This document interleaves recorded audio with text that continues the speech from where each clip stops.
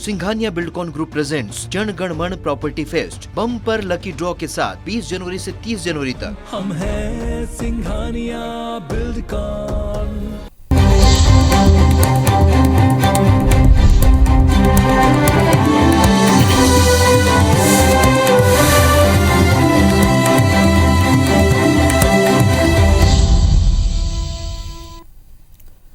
नमस्कार, बहुत स्वागत है आप सबका। मैं पुनीत पाठक और आप देख रहे हैं मेरा मध्य प्रदेश। मध्य प्रदेश की बड़ी खबरें विस्तार से देखते हैं। पीएम आवास योजना के तहत 3,50,000 हितग्राहियों के बैंक खाते में सीएम शिवराज सिंह चौहान ने पहली किश्त जमा करा दी। ये राशि 875 करोड़ रुपए से ज्यादा की है। भोपाल के कुशाभाऊ ठाकरे हॉल में कार्यक्रम का आयोजन हुआ, जहां एक क्लिक में राशि हितग्राहियों के बैंक खाते तक पहुंची। सीएम शिवराज ने कहा कि गरीबों का अपने घर का सपना पूरा हो रहा है। योजना के तहत इस साल 4.40 लाख से अधिक आवास बनाए गए। इस मौके पर सीएम शिवराज ने वीडियो कॉन्फ्रेंसिंग के जरिए पीएम आवास योजना के हितग्राहियों से सीधे संवाद किया। छतरपुर की दिव्यांग महिला हितग्राही मुन्नी बाई से भी बात की। मुन्नी बाई के हाथ कटने को लेकर सीएम शिवराज ने कलेक्टर से कहा कि मुन्नी बाई के हाथ का परीक्षण कराया जाए। अगर हाथ लगता है तो उसकी व्यवस्था करें। पैसे की चिंता सरकार करेगी।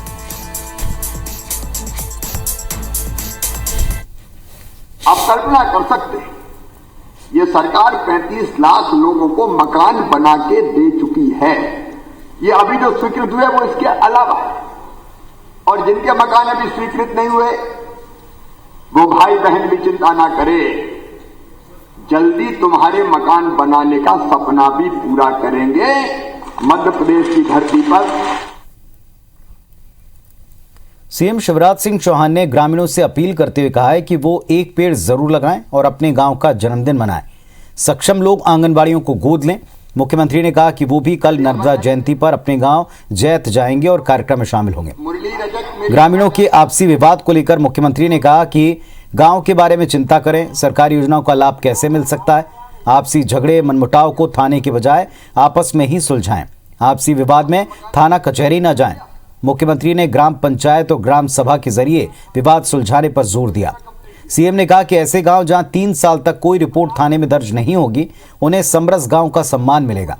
प्रदेश में स्कूल खोलने को लेकर मुख्यमंत्री ने कहा कि 1-2 दिन में वो इसकी समीक्षा करेंगे। केदार शुक्ला जी भी बैठे, हमारे आदरणीय विधायक जी। जैसे मैंने अपने गांव जैत में तय किया, नर्मदा जयंती के दिन कल गांव के लोगों के साथ मिल गए। उस दिन हम जितने गांव के लोग हैं, वो किसी भी पद पे हों, कहीं भी रह रहे हों, वो गांव में इकट्ठे हों। अपवाद की बात नहीं करता, लेकिन यथासंभव इकट्ठे हों और मिलके गांव के विकास की, गांव के उत्थान की योजनाएं बनाएं। और भोपाल का रुख करेंगे। हमारे सहयोगी शिखिल ब्यौर हमारे साथ में जुड़ रहे हैं। शिखिल, मुख्यमंत्री ने कई संदेश दिए हैं, पेड़ लगाने का, गांव का जन्मदिन मनाने का और इसके साथ साथ विवादों को आपसी निपटारा करने का। बताएं इनके बारे में।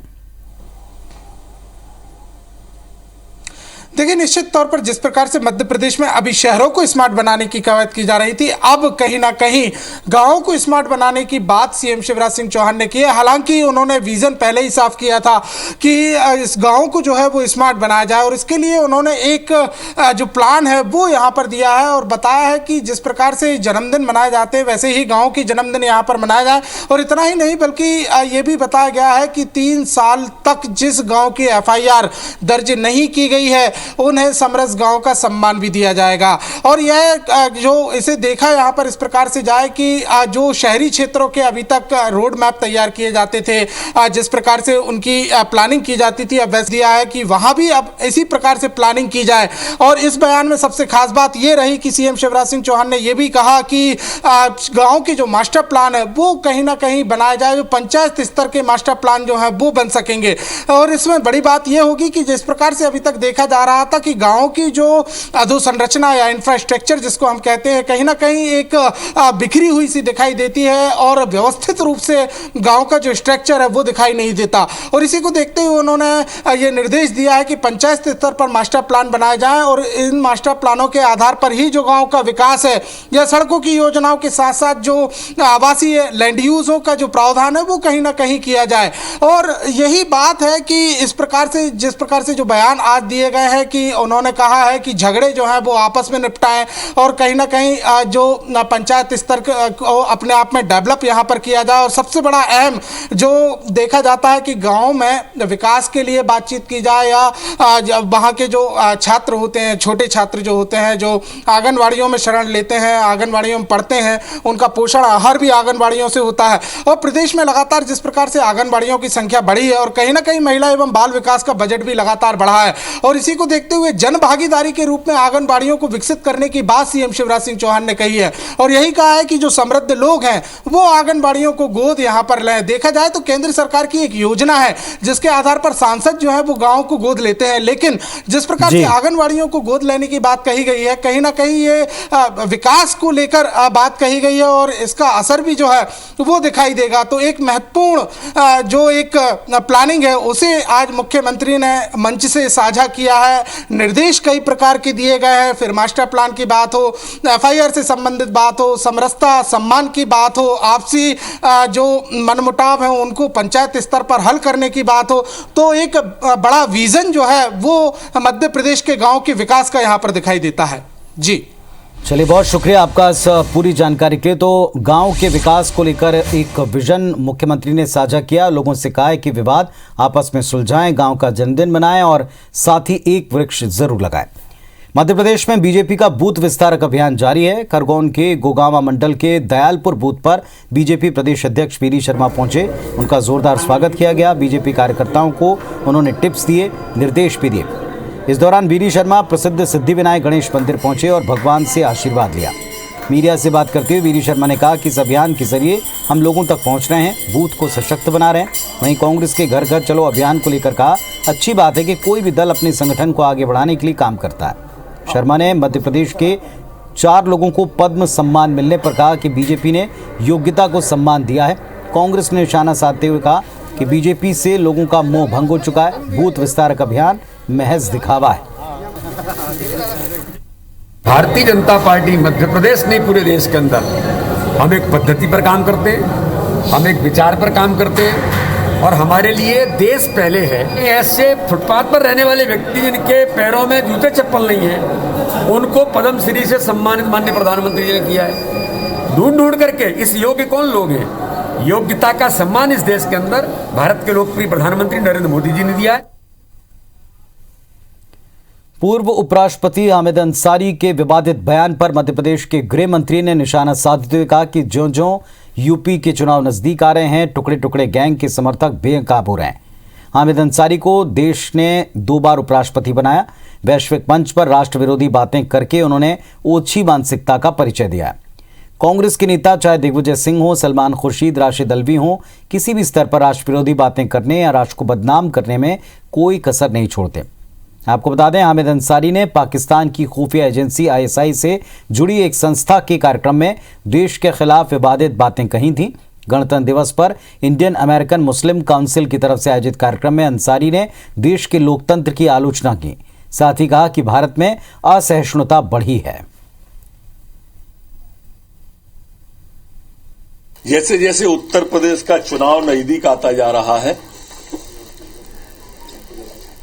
वैसे वैसे टुकड़े टुकड़े गैंग के समर्थक बेनकाब होते जा रहे हैं। हामिद अंसारी जी, इस देश ने आपको 2 बार देश का उपराष्ट्रपति बनाया है। इस तरह की ऑनलाइन वैश्विक मंच पर राष्ट्र विरोधी बातें करके आपने अपनी संकीर्ण मानसिकता का ही परिचय दिया है। चाहे दिग्विजय सिंह जी हो, चाहे कांग्रेस के नेता सलमान खुर्शीद हो, चाहे कांग्रेस के नेता राशिद अल्वी जी हो, किसी भी स्तर पर ये राष्ट्र विरोधी बात करने या राष्ट्र को अपमानित करने का कोई मौका नहीं छोड़ते। अक्सर विपक्ष सरकार की नाकामियों को गिनाता है, लेकिन जबलपुर में सत्ता पक्ष के विधायक अशोक रोहाणी ने अपने क्षेत्र में विकास के काम ठप होने और निर्माणाधीन कार्यों में तय प्रावधानों का पालन न होने का आरोप लगाया। सीवर लाइन बिछाने के बाद सड़कों को बदहाल हालत में छोड़ने को लेकर रोहाणी नाराज नजर आए। मामले पर रोहाणी ने नगर निगम आयुक्त आशीष वशिष्ठ से मुलाकात की, समस्याओं से अवगत कराया। रोहाणी ने सफाई को लेकर शहर के लोगों को जागरूक करने पर भी जोर दिया। मीटिंग के बाद नगर निगम आयुक्त आशीष वशिष्ठ ने सभी खराब सड़कों की लिस्ट बनाकर उनके रिस्टोरेशन और सुधार कार्य करवाने का आश्वासन दिया है।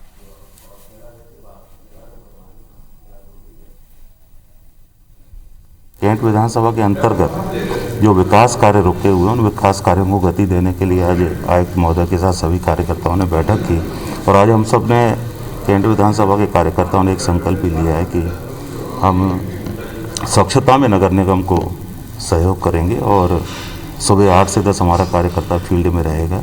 वो हम लोग एक एक रोड का निकाल रहे हैं क्योंकि रीस्टोरेशन करके देना होता है। कोई भी काम हम लोग करेंगे, यदि हम पाइपलाइन डाल रहे हैं, सीवर लाइन डाल रहे हैं तो उसको रीस्टोर करके देना होता है। तो रोड वाइज उसका हम लोग लेंथ निकाल रहे हैं, कहाँ का रीस्टोरेशन का काम बचा होगा उसको हम लोग जल्दी पूरा करा लेंगे।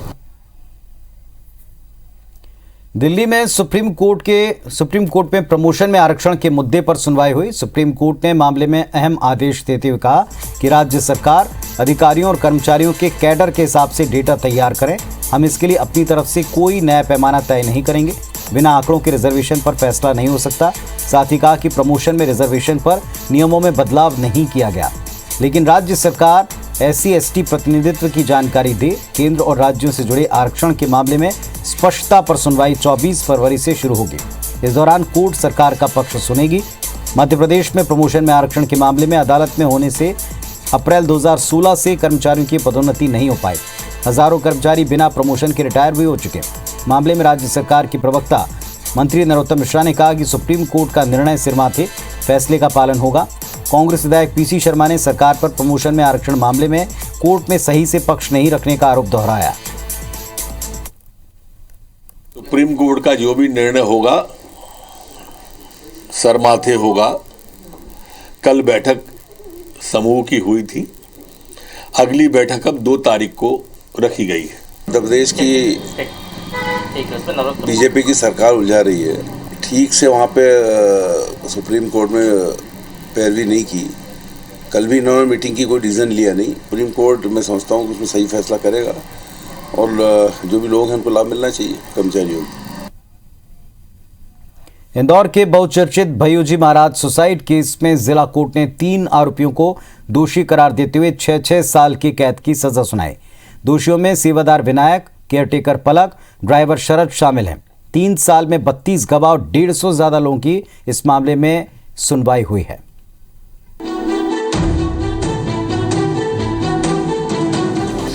भय्यू महाराज सुसाइड केस, 3 साल बाद आया फैसला।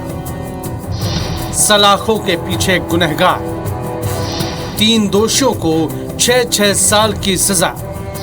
महाराज को मरने पर किया था मजबूर।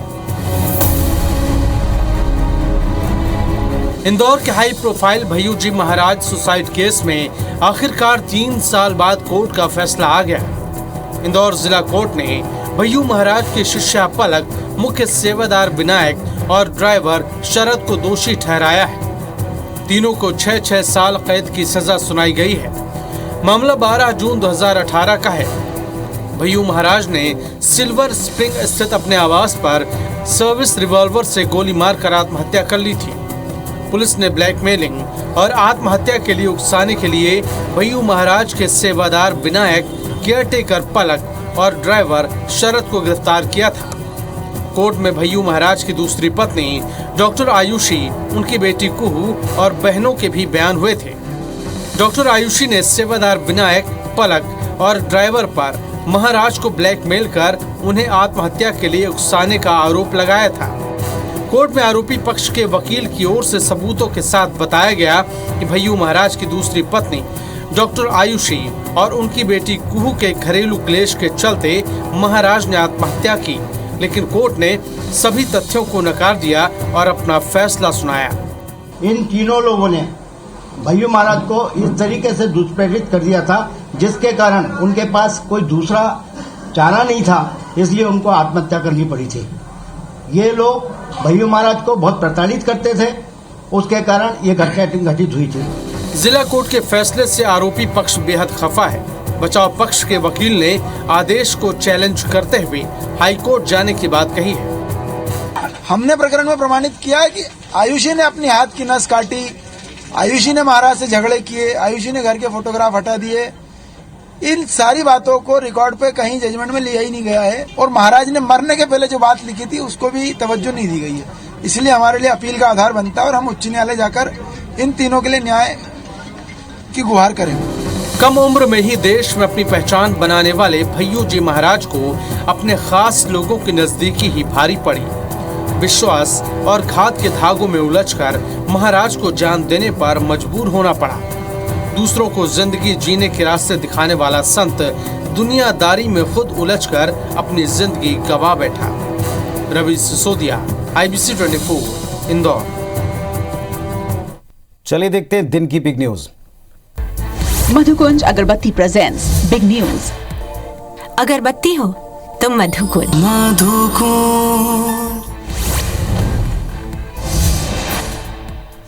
कांग्रेस महासचिव प्रियंका गांधी ने युवाओं के साथ बातचीत की। इस दौरान उन्होंने युवाओं से बेरोजगारी के मुद्दे पर चर्चा करते हुए बीजेपी सरकार पर निशाना साधा। अपनी दादी इंदिरा गांधी का जिक्र करते हुए कहा कि कांग्रेस की सरकार आने पर युवाओं की नौकरियों के लिए एक टाइम टेबल बनाया जाएगा।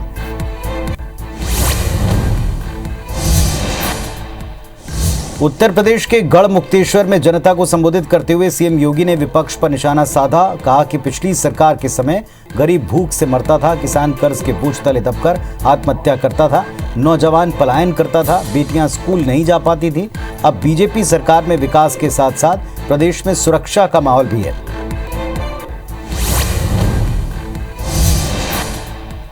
समाजवादी पार्टी अध्यक्ष अखिलेश यादव ने बीजेपी की सरकार पर हेलीकॉप्टर में देरी होने का आरोप लगाया। अखिलेश यादव ने आरोप लगाया कि दिल्ली एयरपोर्ट पर उन्हें रोक कर रखा गया, हेलीकॉप्टर को उड़ने की इजाजत नहीं दी जा रही। उन्होंने कहा कि आरती हुई भाजपा की हताशा बड़ी साजिश है, जनता सब समझ रही है। समाजवादी संघर्ष के इतिहास में यह दिन भी दर्ज होगा।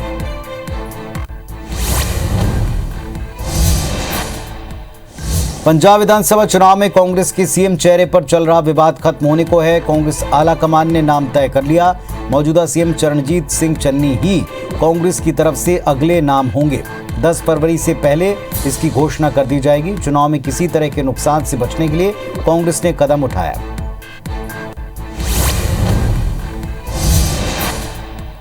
यूक्रेन और रूस विवाद में फिलहाल जंग का खतरा खत्म होता नजर आ रहा है। रूस के विदेश मंत्री सर्गेई लावरोव ने साफ कहा, यूक्रेन पर हमले का हमारा कोई इरादा नहीं, हम किसी भी तरह की जंग का आगाज नहीं चाहते। हालांकि लावरोव ने यह भी साफ कर दिया कि रूसियों को अपने मुल्क की हिफाजत का उतना ही अधिकार है जितना किसी और देश को।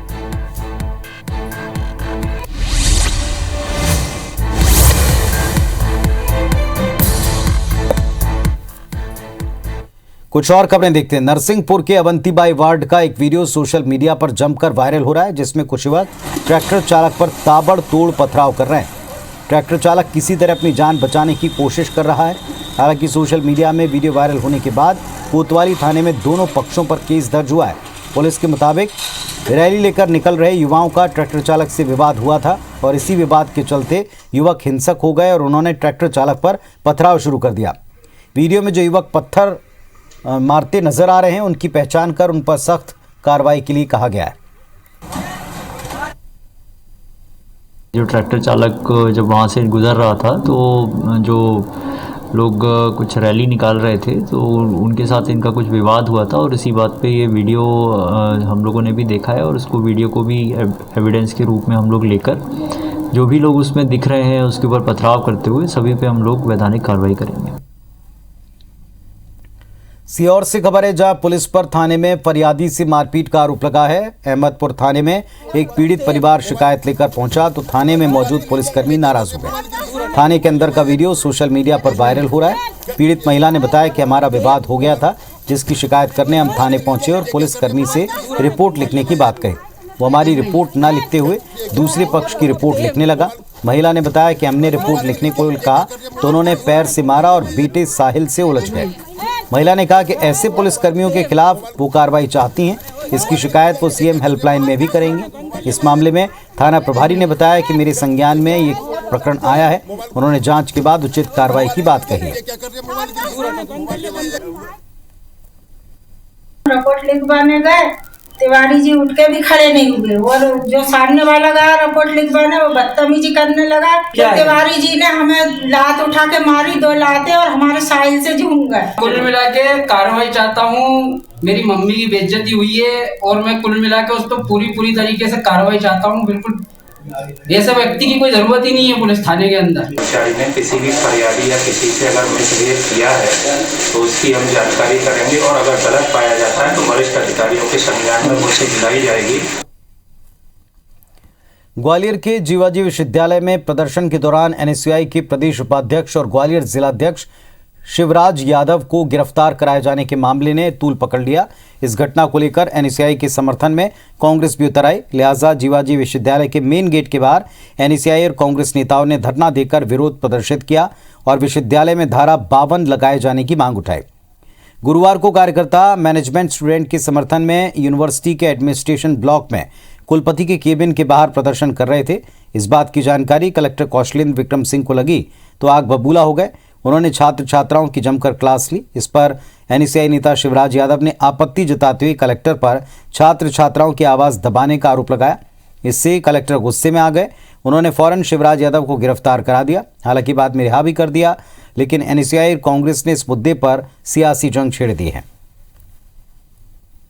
विश्वविद्यालय में परीक्षा को लेकर दिक्कतें हो रही थी तो हमने वो जो परीक्षा की तारीख है वो हमने 12 दिन बढ़वा दी ताकि बच्चों को पढ़ाई का टाइम मिल जाए और 2 पेपर के बीच में जहां संभव है 2 दिन और 3 दिन जितना भी संभव है वो हमने अंतर भी करने के आदेश दे दिए। पॉइंट ये था कि किसी को बंद कर देना या उसकी नेम प्लेट फाड़ना ऐसा, और जो स्टूडेंट ना हो उस विश्वविद्यालय का तो उसको ऐसा नहीं करना चाहिए। हम डरने वाले नहीं हैं, हम एकजुटता के साथ छात्र और छात्राओं की लड़ाई लड़ते रहेंगे और यहाँ पे सभी कांग्रेस पार्टी के सभी विधायक जी भी मौजूद हैं यहाँ पे और कांग्रेस मोर्चा संगठनों के लोग मौजूद हैं। तो सभी लोग एक शांतिपूर्वक एक धरना प्रदर्शन है, इसमें कोई हमारा एक विरोध प्रदर्शन नहीं था। वैसे तो बंदर उछल कूद के लिए जाने जाते हैं, लेकिन धार जिले में बंदर ने खौफ का एक पूरा माहौल बना दिया। जिले के सरदारपुर के बरमंडल गांव के ग्रामीणों को एक बंदर कुछ ज्यादा ही परेशान कर रहा है। इन दिनों बंदर के उत्पात से ग्रामीण घर में रहना पसंद करते हैं। बंदर लोगों पर अचानक हमला कर देता है। अब तक बंदर हमला कर कई लोगों को जख्मी कर चुका है। बंदर की हरकत सीसीटीवी कैमरे में कैद हो गई। परेशान लोगों ने प्रशासन से इस बंदर को फौरन पकड़ने की गुहार लगाई।